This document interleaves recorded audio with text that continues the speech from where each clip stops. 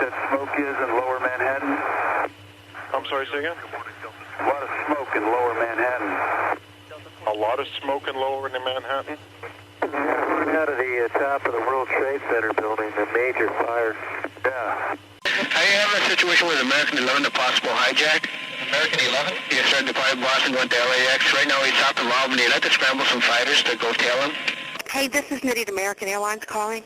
I am monitoring a call in which Flight 11, the flight attendant is advising our reps that the pilot, everyone's been stabbed. Flight 11? Yep. They can't get into the cockpit is what I'm hearing. To me, it sounded like a jet flying over. That's why I panned up. And then you see the tower collapsing.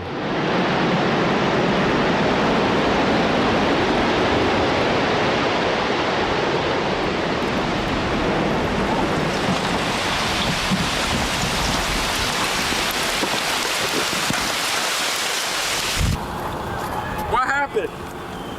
It collapsed. The top floors collapsed down. Good morning, Alpharetta.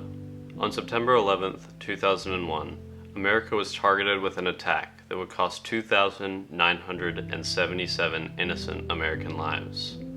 In the early morning in New York City, American Airlines Flight 11 hit the North Tower of the World Trade Center at 8:46 a.m. For the next 17 minutes, news coverage reported the crash as an unexplainable tragedy.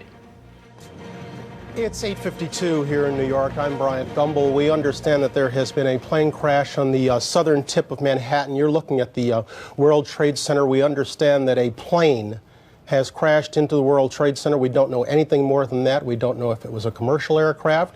We don't know if it was a private aircraft. We have no idea how many were on board or what the extent of the injuries are right now. It wasn't until 9:03 when the South Tower was hit by United Airlines Flight 175. People couldn't help but watch in horror as these events unfolded in front of them. At this time, we began to understand that America was under attack.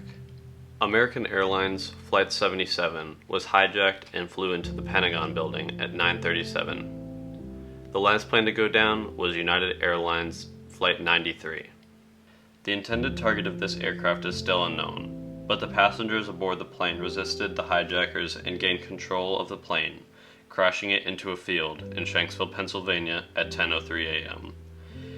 In a matter of just hours, America had lost thousands in what would become the largest loss of life by a terrorist attack.